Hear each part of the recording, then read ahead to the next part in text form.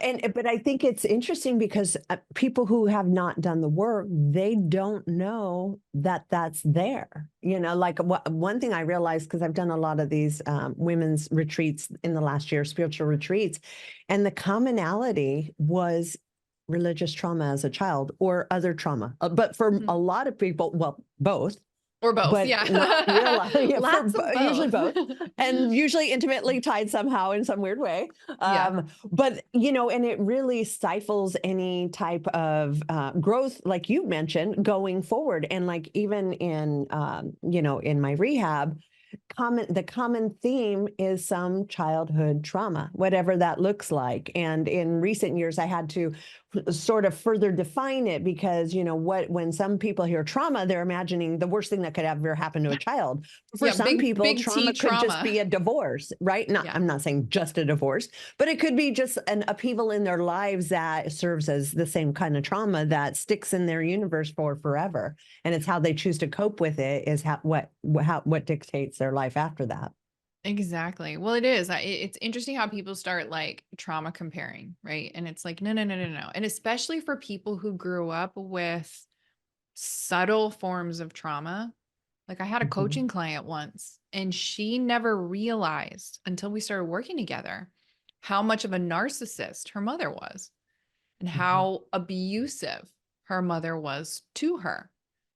And because we grow up in a household, we just think that's the norm and don't really think anything of it until we learn something else. And because what was happening with her was very subtle. Mhm. The only stuff that a lot of us grew up with was like, stranger danger and, if the kids that came to school dirty, like they weren't cared for, hungry, like they're not eating, or, the bruises and things like that. Like Yeah. all anybody ever talked about was physical abuse. I mean, shoot, I don't even remember anybody talking about sexual abuse outside of, is anybody touching you in your private places? Like, like that kind of thing. But outside of Well, even that, that, there was almost the implication like you did that. You mhm, deserve that. Like yeah. those are adults. You're a child. Like, Mhm. at least for me, when I was growing up, it felt like it was my problem, not others. Exactly.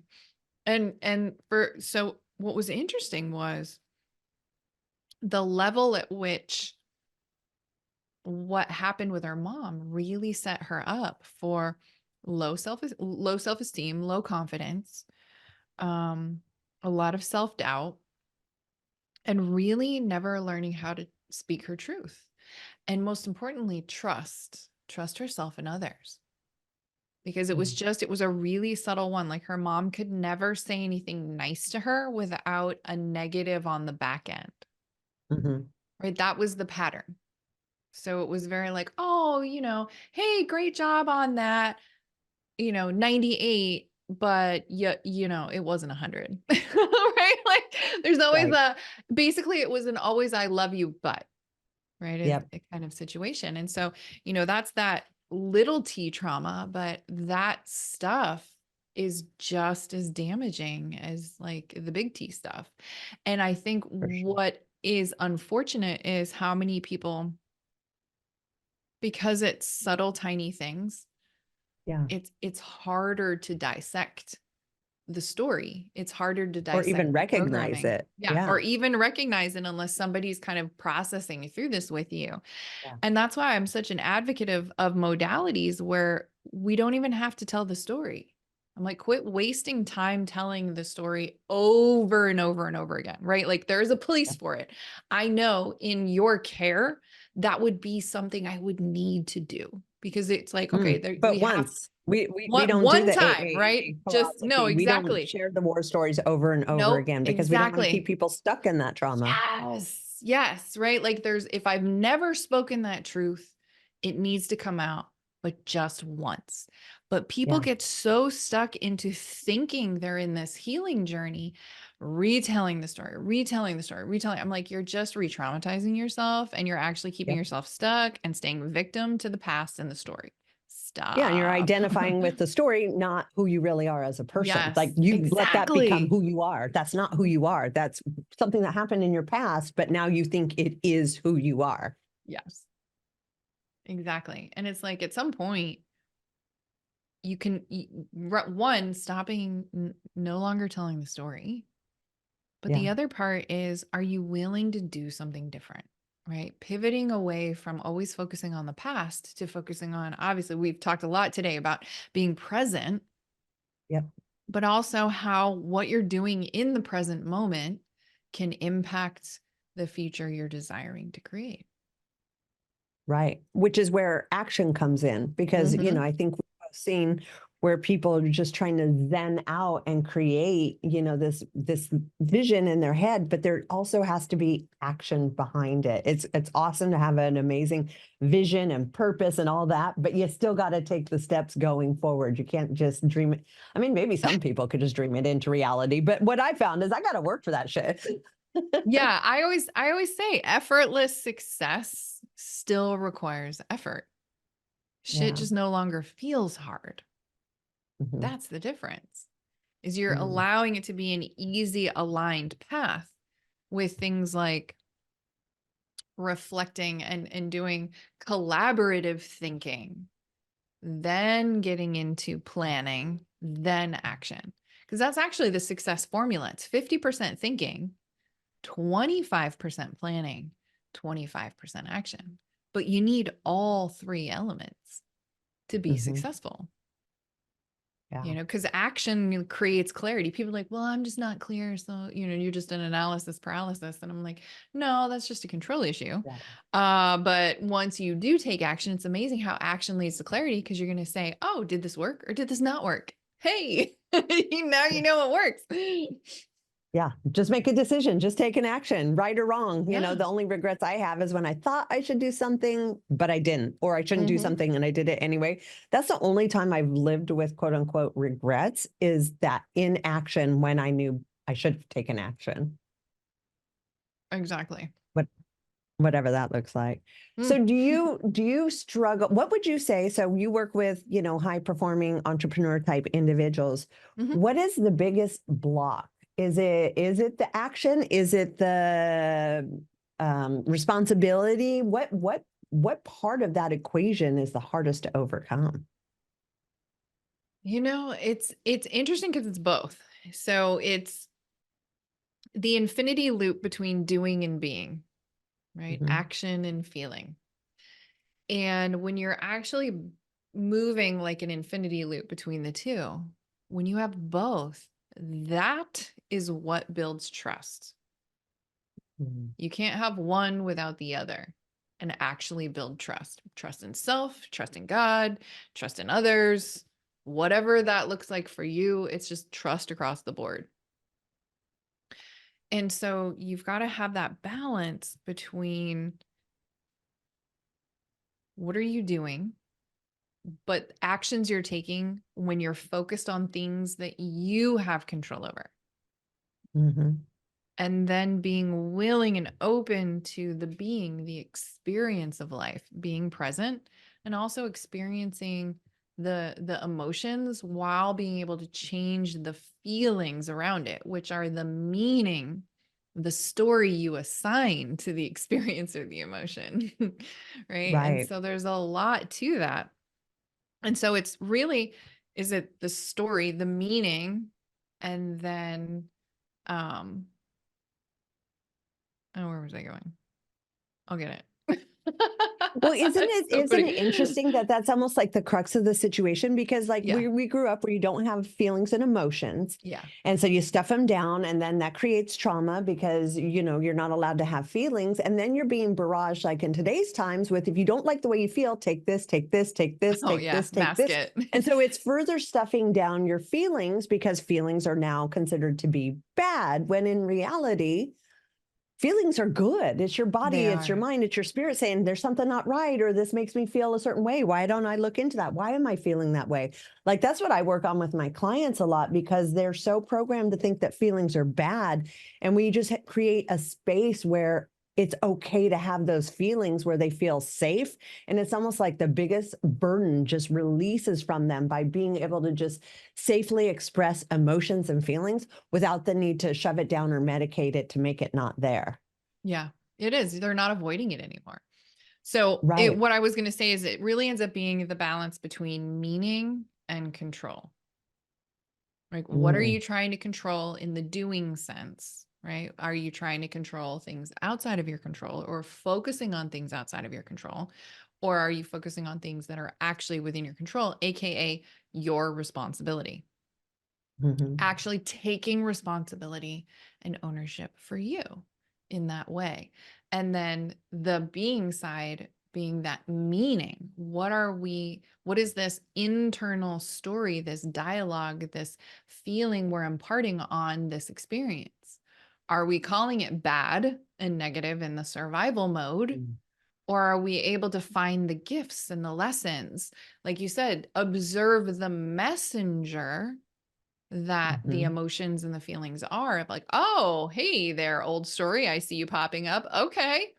Now I can take a mhm. step back and say, oh, this is what I need to focus on, address, right? Process, release Yep. whatever it is, be present with, and then move forward. Anytime I've had really painful periods in my life, it was always when I shut down the emotions and the feelings and I focused just on here's the actions and I'm just pushing through. So the stress is going up as a response and I'm pushing harder and internally falling more and more and more apart. And so I see it all the time. Again, that's why I say these high performers are really not high performers, they're just high functioning. Because on the surface, it looks great that, on social media, it looks like their business is awesome. They're going to the gym, they're doing stuff with their significant other, right? But internally, there's this whole dialogue and this whole experience that's completely different from what everybody else is seeing. They're seeing success and like they got their shit together, and internally, they're falling apart. Mm. Yeah, which is why they seek out you, is to there's some recognition that they need to do the work.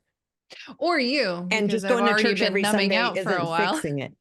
Yeah, well, and I think a lot of people, and I know you and I see this a lot, is in our world, is a lot of people will go to church every Sunday and they're like, I'm fixed, right? Like I'm doing the things, I'm like going to church, and therefore, Mm. like you said, I'm going to church, I'm going to the gym, so I'm doing the thing. So this is what it is. But there's so much more work to be done. Uh, That I think a lot of people just, and I know, like even just comparing it to like my rehab, is a lot of people don't want it because they think there's only one way out there. So they're like, I've tried that way, I've failed that way, that didn't work for me, not my lot in life. They don't realize there's so many different ways to skin the cat or to get there. You just have to find the right modality that resonates with you, and then you can get that same sort of success and gains from doing so. Oh, I totally agree. That's why everything I do is totally customized to my clients because I'm Mm, like, look, you've already got all this work you've done.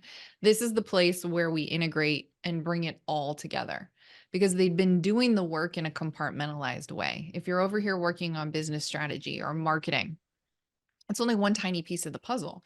Maybe you're over here doing some spiritual healing and stuff like that. Again, one tiny piece of the puzzle.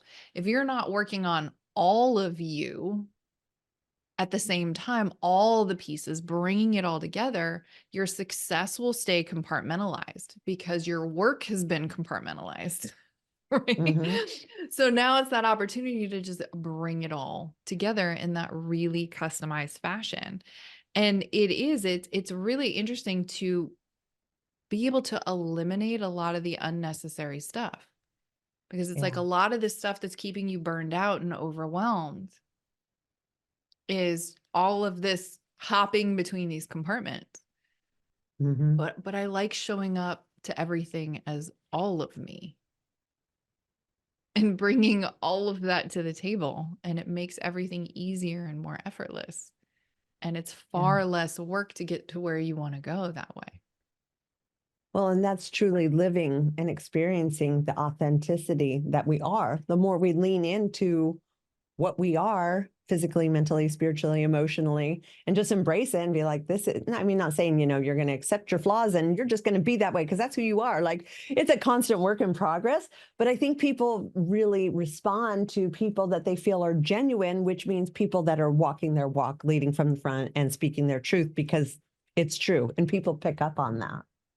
Yeah, absolutely. It's always interesting how much people disconnect from who they are, Mhm. like with their deep desires, and I think I always speak from my own experience of like, I still have a hard time speaking my truth in certain situations because again, it's a habit loop, right? We've been Mm. doing these same behaviors for a lifetime. Those neural pathways are wired like a super highway. Yeah. And if you want to start changing those behaviors and create new neural pathways, you're like going through the jungle, creating a dirt road.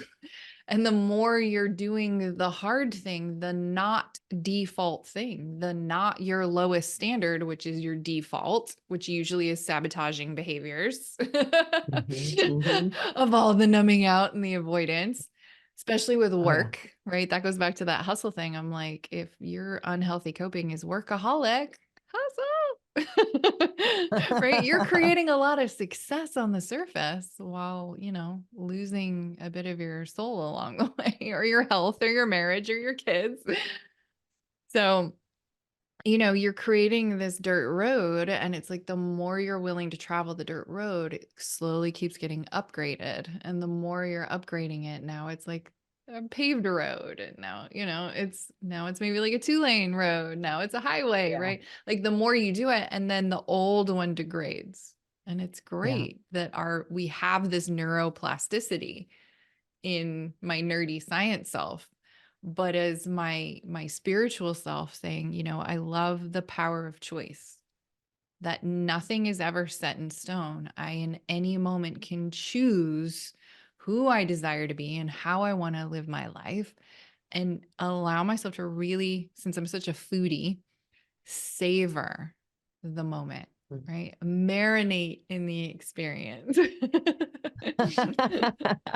Well, that's where the joy is, right? It's just like being fully present and enjoying all the things without future tripping and, oh, I did that yesterday. I can't believe I did. Like, it's just be in the now and really appreciate all that we have, which is the beauty of this planet. I mean, I look at it like I'm here for a reason, so let's enjoy that. This isn't like a curse. This is like a choice. So let's Mhm. get the most out of it.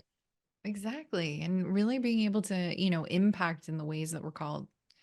It's interesting that I can give myself credit for and really celebrate how far I've come and all the work and all the Mhm. things, and know how big my impact has been.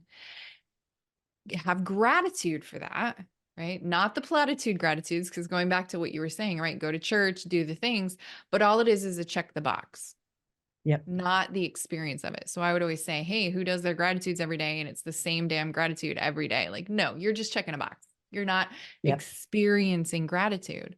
I always challenge my clients is like, every day, look at one challenge you've had in the last 24 hours and how can you be Mhm. grateful for it? So it was like writing gratitudes like, hey, I'm grateful for the friction in my marriage right now because I'm learning how to be a better partner. Mm. Right? Like that's gratitude. That's savoring the experience of life because we have the challenges and the triumphs. Well, and it's So, literally having the same experience, but reframing it in a way that's a positive, not that same negative, yeah. which is all we're doing is we're just reframing things and seeing things in different ways. And now we're not the victim of whatever's happening. We're like, oh, Mhm. yep, look how I created that one again. How funny. How did I do that? Like, that's what I laugh at myself all about. Like, I'm in constant awe of the shit I create inadvertently or otherwise. But recognizing it and realizing that's sort of the magic of life, right? Well, and it takes so much of the pressure off too. Like that you Yeah. can just have fun with it and find the Yeah. positive. And like, not everything has to be this push, push, push, hard, hard, hard, go, go, go all the time. Yeah. I feel like it's like in many ways, not all yet, but in many ways, I've already reached living my dream lifestyle because of the experience of my life, the experience of freedom, because I'm no longer prisoner to my past. Hmm. Freedom that I'm not prisoner to my judge or stress if I choose.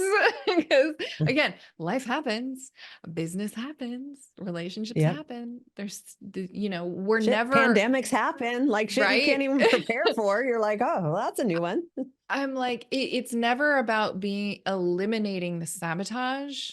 Being Yeah. sabotage proof is about shortening the cycle of Mm. seeing the trigger, having the experience of whatever that trigger is, but then you getting back on track, consciously choosing how you want to be in the moment. And being in that space is so much more empowering. And so Yeah. for me, going to like new level, eventually I'll have new levels of this dream lifestyle, new levels of house, new levels of experiences, new levels of, in that new house, VIP clients and coming and staying or hosting retreats in my home, those kinds of things. We'll get there, Yeah. but we have to really appreciate and savor the level we have now. I see the people with the vision board all the time. They got the car on the vision board. Well, are you taking care of the car you have right now? Or are you treating it like a piece of shit? Because that's the meaning you're assigning to it. Mm. Right. So you can't, Yep. you've got to really appreciate and care for. And it's just being in that energy of truly embodying that you're ready for that next level of success.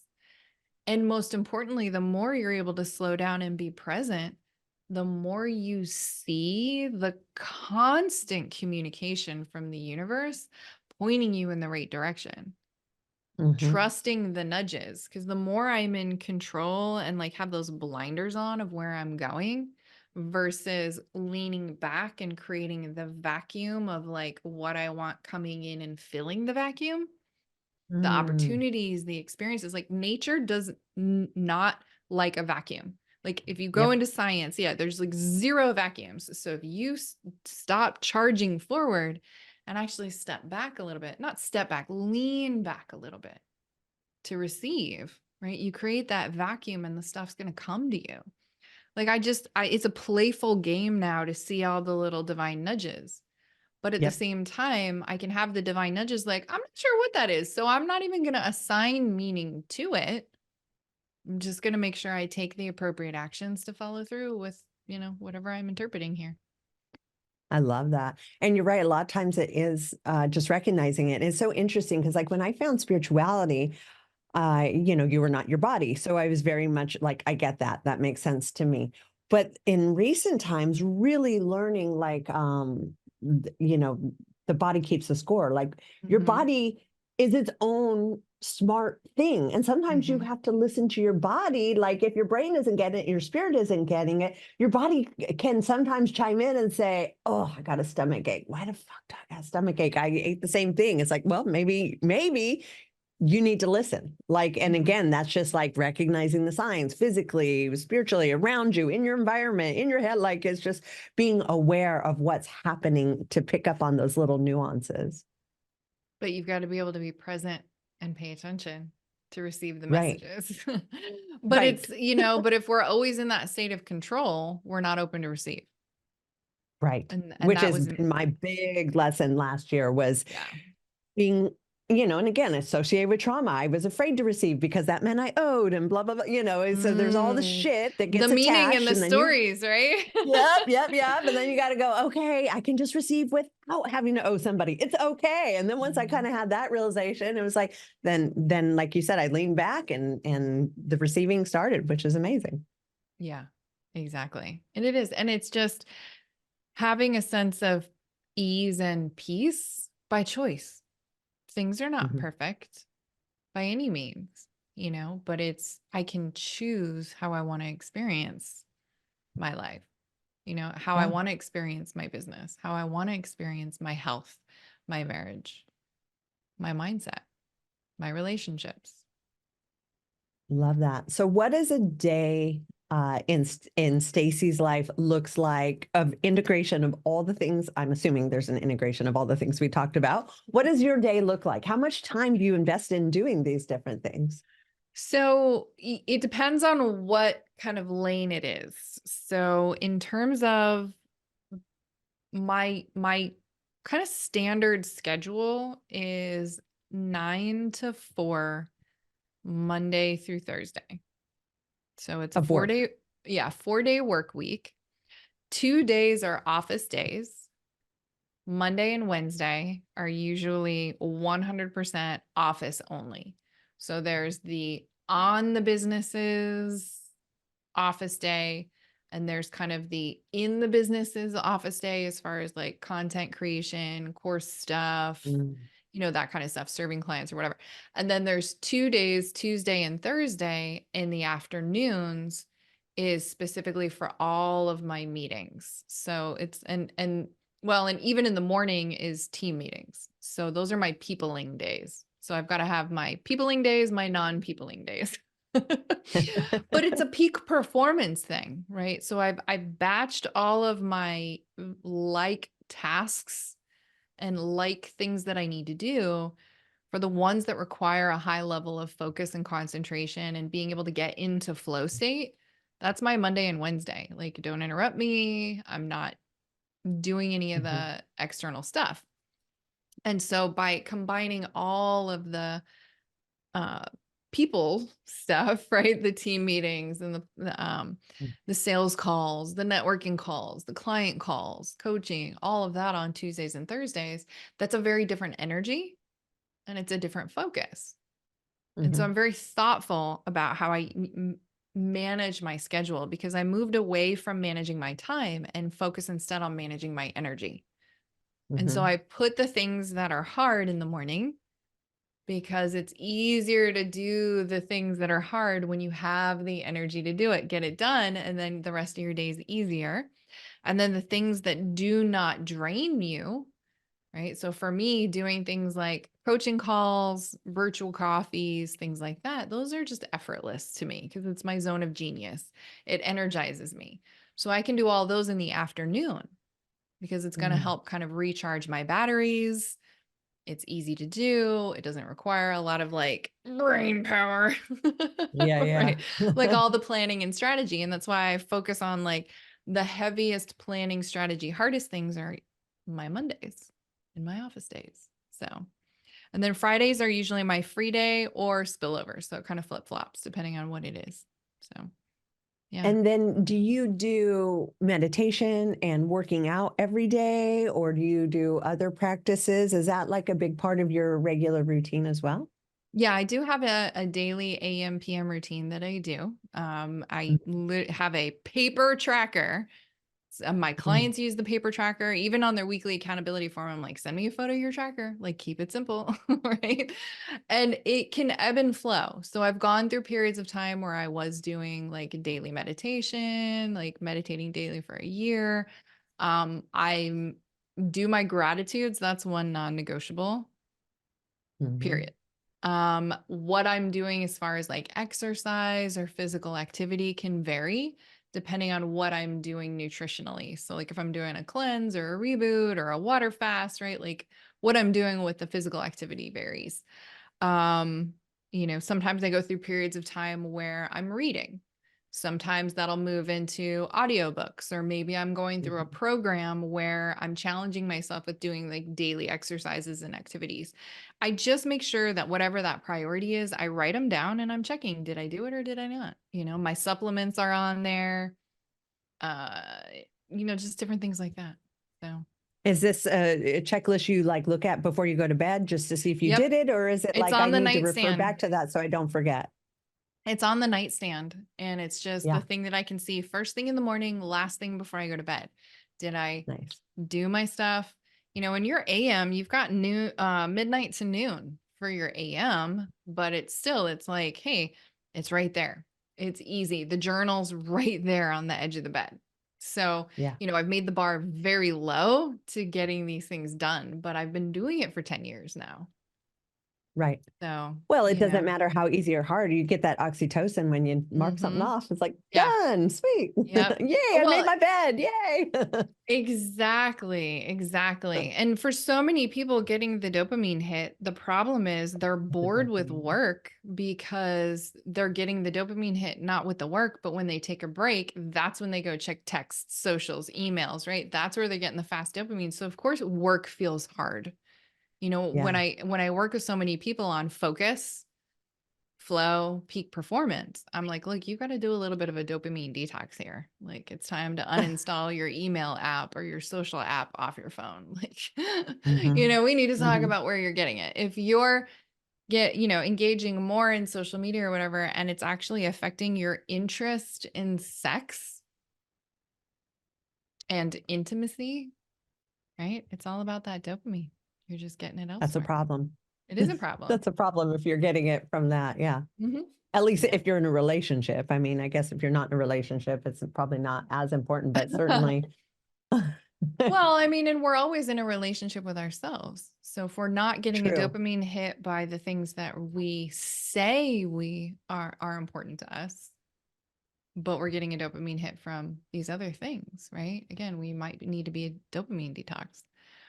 And Yeah. like being in a place where it's like, oh, I can have good sleep. I mean, that's the big thing is I don't really have an alarm to get up.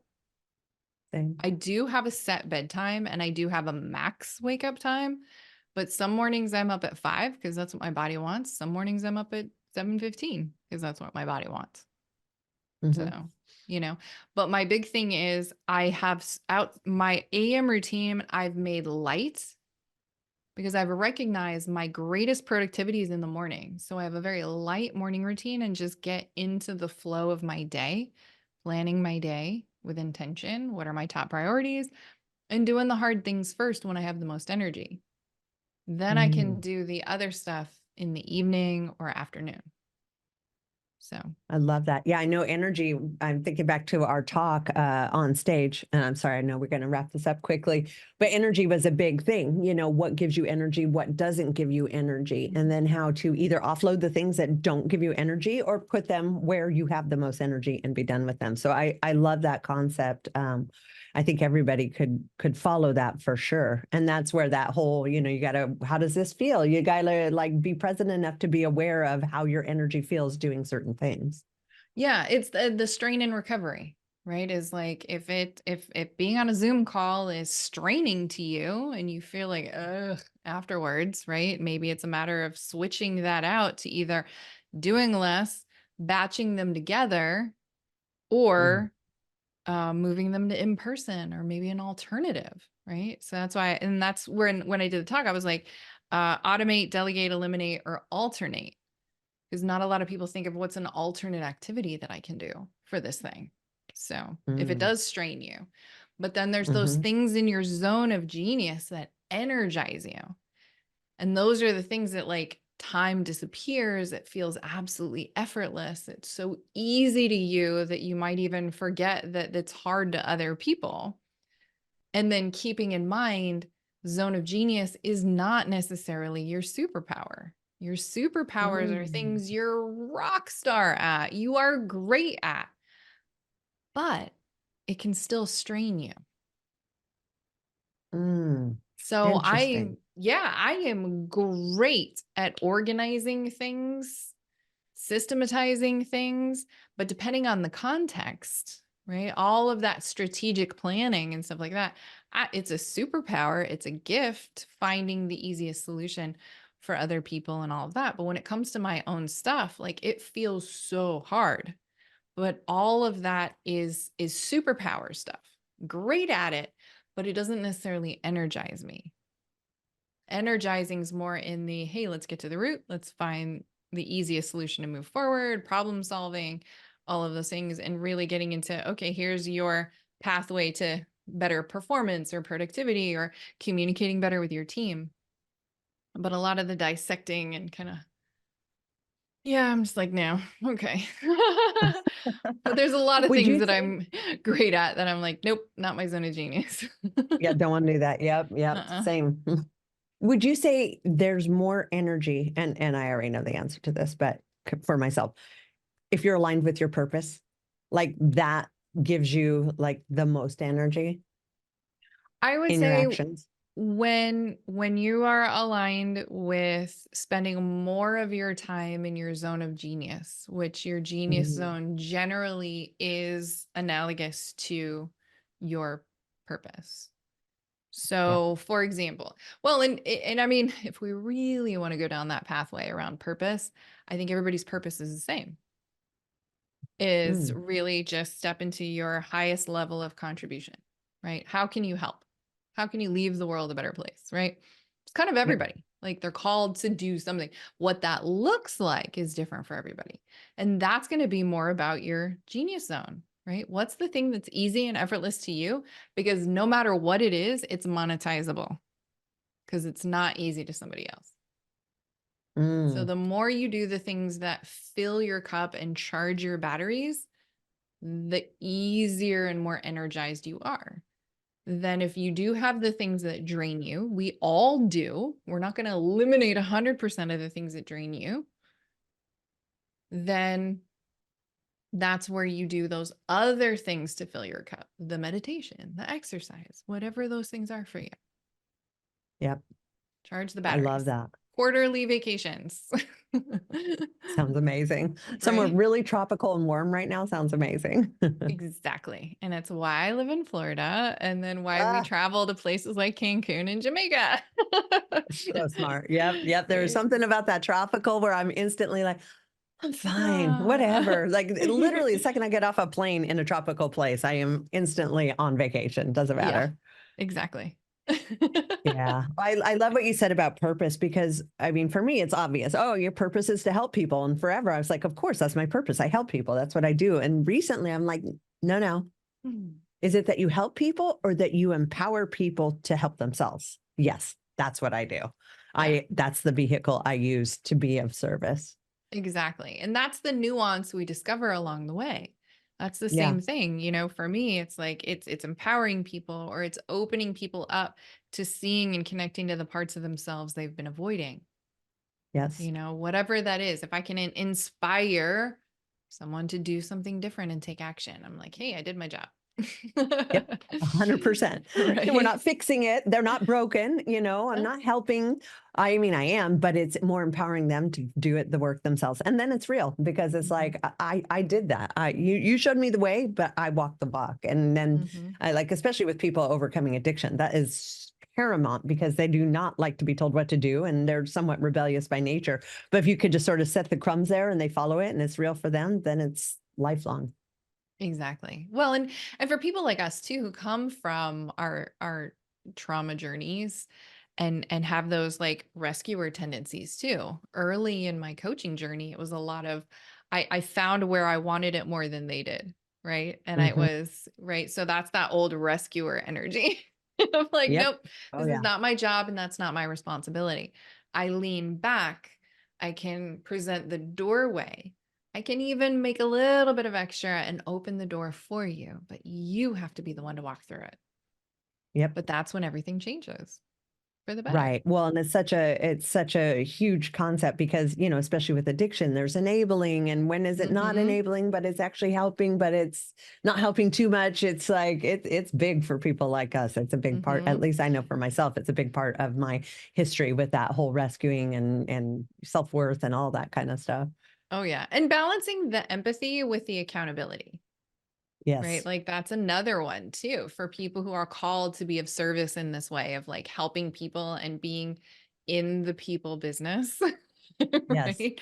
To say, hey, I Yes. understand it. I empathize with you. I get it. And what are you going to go do different to get a different result? Like, time to do something different. Or do you Yep. are, and holding them accountable, like, okay, are you choosing to buy into the old story then? Like, is that what you want?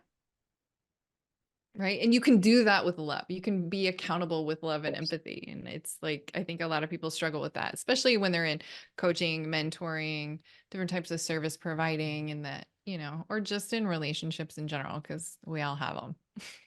Oh yeah. I mean, I can't tell you how many people are like, oh, so that's really cool that, the majority of your staff are former addicts. They could probably really be empathetic to what people are going through. I'm like, Yes, but they can also really hold them accountable because they've been there, they've done that, and they've overcome it. And so, Yeah. whereas maybe people who hadn't been through that would be more empathetic and almost permissive, we can be harder and hold them more accountable for themselves so they can learn how to be accountable to themselves as well. Oh yeah, 100%. I think a lot of people enjoy working with coaches and mentors too, who they know have walked a similar path to them because they Yes. know they get it. Whereas like going to my psychiatrist or my therapist or whatever, because of the separation of licensure, right? You don't get to Hmm. know, you don't know what their story is. Right. So you don't know if they understand and if they're just holding space. Awesome. But are they giving you advice based on experience, or are they giving you advice based off what they're regurgitating from a book? 100%. Yeah, I actually lost my cool, which is not very usual of me. Two of my clients had come up to me and, this, that, and everything else. And I was like in the middle of something. And at first they were sort of taken back, but then, a week later they're hugging me because they're like, thank God somebody kind of checked me because this is what I've been doing and other people have been letting me get away with it. And you kind of checked me Ah, and they're grateful for that because a lot of people put up such a prickly outside that people don't want to mess with it. They're like, okay, you just keep doing you, dude. It's cool. exactly. I know it is. And Yeah. well, and I think too, it's because we've been there, right? We know Yeah. the BS. We know being in that place of pre-rejection. Let me be, I mean, my default was to be an asshole. Like, let me basically Mm. pre-reject you so you're not going to remotely attempt to tell me what to do Yep. or who to be or how to be or whatever, you know. 100%. Awesome. Well, thank you, Stacy, for coming on. I appreciate you so much. Hopefully we will share a stage again soon someday. Oh, you are so welcome. Thank you so much for having me. This was such a fun conversation, and I'm certain we will. Okay, awesome. And if I make my way back out to Florida, I'll definitely be hitting you up because I do love the weather out there. It's Oh yeah. beautiful. It's perfect right now too. We're like solidly in dry season. So like March to May, especially May, I was like, if you can be in Florida around Cinco de Mayo, phenomenal, especially here in Tampa. It's Okay. amazing. Best weather ever. Love that. Awesome. Thank you. We'll have a fantastic Monday. Let you get back to your zone of genius and we'll talk Thanks. I know. soon. I was like, it's okay. I will make time for you. I appreciate You're it. welcome. Thank you. All right. Bye. Bye.